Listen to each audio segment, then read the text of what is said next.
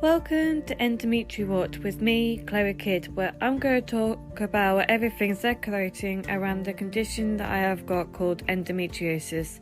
These episodes that I will be creating are my own opinion and what I have researched. Hi guys, sorry it has been a while since I last recorded an episode. It's been mental, shall I say. So this is just a free-for-all episode of me just ranting, so I hope you don't mind me doing this. Recently it's been difficult. I've been at work, I've been struggling at work with flare-ups that I'm now on the emergency list to see my specialist team. When that will be, I don't know. I know my appointment was on the 15th, but whether that will get brought forward, I'm not too sure. But yeah, I'm now having flare-ups nearly every day with my back and my lower abdomen, and it's getting to a point that it's very stressful that I'm not even sleeping properly now. I go to bed at 10, half 10, and since I'm off this week, for the past 2 days I've been getting up about half 7. My body is just telling me to get up and go, and it's horrible. I feel shattered now because I woke up at 7:30 and I didn't get back to sleep, so I went for a wee, and that's it, I'm up. But yeah, it's getting competitive now that I'm eating, and it's the fact that I want to throw it straight back up again. I'm managing to drink water and keeping that down, but with food I want to throw it back up again. I got in contact with my doctors on Friday and they've prescribed me anti-sickness tablets, but I haven't picked them up yet, so I need to pick them up at some stage, and the rest of my medication that I'm taking. But yeah, it's getting competitive now that I've now resulted into anti-sickness tablets. But the doctors think, when I rung them, they thought, because of how I described my symptoms, they thought, is there any chance you could be pregnant? And I was like, no. He goes, are you sure? I was like, yes, I'm definitely sure. And he goes, are you spotting? I was like, no, I'm not spotting.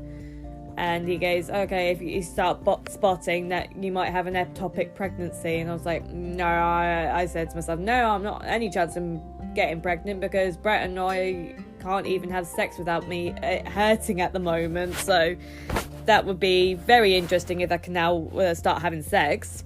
That would be a miracle. But no, I can't even have sex without it being painful at the moment, so no chance of that.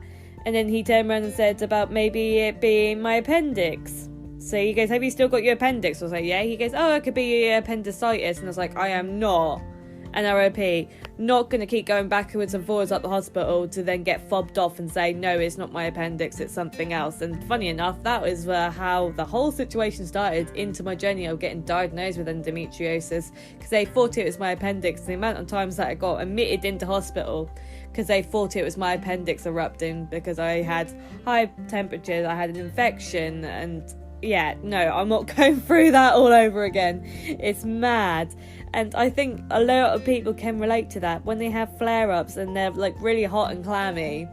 At the moment I am freezing cold, even though I'm wrapped up in my duvet right now whilst I'm recording this, and thinking I could easily shove my dressing gown on and shove a hot water bottle on my back, but then I'll just end up burning up again. But yeah, it's a mixture of being hot and being cold, and it's horrible. It's just, I don't even know how to even explain the pain that I'm in at the moment, because my pain is my lower right hand side of my back, and it's it comes and goes in waves. I don't know if anyone else is like that. Sometimes my pain can be instant and can stay there for God knows how long, and I could be cramping up in pain and not be able to move. And then on other days I can be moving about, and then suddenly, bam, pain there. You're not doing anything. It was like that the other day when I was at work. It was on Thursday, I think. Wednesday or Thursday. I can't remember. It was a day that my colleague was at work with me. I think it might have been Wednesday. And I felt all faint. Felt a bit dizzy. So I went to the fridge. because that's where my drinks bottle is. Went and took a sip of my drink, and I sort of like perched myself against the fridge, and my colleague took one look at me and said, "Are you alright?" Because apparently I looked white as a sheet, and I was like, "Brill."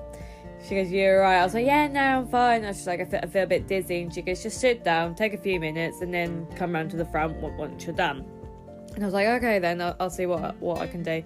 So I took a few more sips of my water, like trying to quench my thirst because I was quite thirsty. But it was the fact of, is that going to stay down or am I going to bring that back up? And yeah, I felt horrible. I was cramping up. I was sweating. Bearing in mind, like this last week, we've had quite nice weather, and I don't know if it's the weather that's affected me the most, because I don't know if that's the same with anyone else, but when it comes to hot and cold weather, it depends on my temperature, and it depends how my endometriosis flares up. So I've realised in hot weather, if I'm hot and I'm like, well, not stressed, but like on the breach of getting stressed, if that makes sense, I get really hot, I get clammy, and then my endometriosis then flares up. So I don't know if it's like stress related. I know that some people say endometriosis can flare up through stress, but it's annoying that I can't even control my own physical, like, mental health, and it's mad. I don't know if I've ever mentioned it in an episode. I don't think I have, because this is like a sort of an updated episode, that I'm now on antidepressants. It's come to the point now that I'm on antidepressants. It's come to the point that I can't physically... Well, it's come to the point that I don't even know what to do with myself at times. Brett and I have had arguments recently that we've come home and nearly every day it was an argument that has just broken out, and I've ended up in tears, and we obviously apologise to each other, but it's not the same. I know I've mentioned it in a YouTube episode, but I don't think I've mentioned it on this podcast, so this is how I'm physically feeling. This is, as I said, this is a free-for-all episode again. I am not actually going from a script. I'm not going from what I've written on the computer screen again today. It's horrible that I can't get my words out, and I just want to scream. But yeah, it's come to the point now that I've gone back onto my antidepressants and haven't been on antidepressants for 4 years, and it's mad. And I know that most probably, I don't know if my family watch my episodes or listen to my episodes, but they're gonna be so distraught because I haven't even told any of my family that I'm on antidepressants. I've kept it to myself because I'm not scared as such. I don't know how to put it into words. It's just scary that I can't even control my thoughts and my feelings anymore, that Brett feels like it's all his fault, and it's not, because he feels like he's not strong enough for me. And it's not that at all. It's not that at all. Because he just wants to wrap his arms around me and say everything's going to be okay. And half the time I can't even let him go near me because I'm in a lot of pain. And he thinks it's going to make it worse. Every time he comes near me and I'm going, no, I don't want you to come near me, he thinks it's his fault. He thinks that he's going to hurt me even more than I am now. And I was like, no, Brett, that's not what I'm trying to say to you. I just want to be left on my own because I'm in pain. I need to learn to control my own pain before you come anywhere near me, because I don't want to hurt him. But I don't think he understands that. And I think that's why I can't get my words out to him, because he keeps walking away from me. And I understand that he feels hurt because I can't tell him how I feel. It's horrible. I don't know how many times I've said it's horrible in this episode. It's mad. But yeah, it comes to the point of, where do I go from here? I'm obviously taking my antidepressants every day, and I feel a lot better in myself. I feel a bit more bubblier. But at work, during this coronavirus, it's mad. I'm happy that it's slowly going back to normal on how it should be. But it will never be normal until this whole thing, this whole pandemic lifts, the whole lockdown lifts, and there's like a cure for coronavirus, or I don't even know myself anymore. It's going on and on and on, and it's just mad. It comes to the point of I just want to see my loved ones and I can't. Well, we see his mum on and off, but I can't even see my siblings.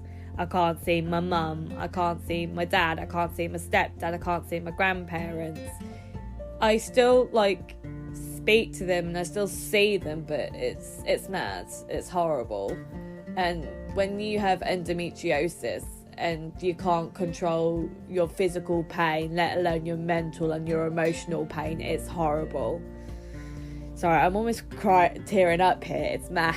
I don't know how many times I've said that as well in this episode. But I was meant to have 2 girls interviewed, and unfortunately during circumstances of them not feeling well themselves and them having family problems as well, as they couldn't do their episodes this week. So I completely agree with them. They're fine. They're okay at the moment, but I sort of understand why they can't do their episodes at the moment. I respect that. So I am actually going to conclude this episode here before I continue ranting on even more. But I hope you enjoyed this episode. Don't forget to subscribe, comment, like and share on my YouTube channel as well, because this episode will go onto my YouTube channel. I will try and upload an episode next week. I'm just struggling with content at the moment, but I will find ways and means and come back stronger than ever. But I hope you understand that I am struggling at the moment and not being able to create episodes on demand. So, but bear with me, guys. Bear with me, and we will get there soon. But thank you for listening.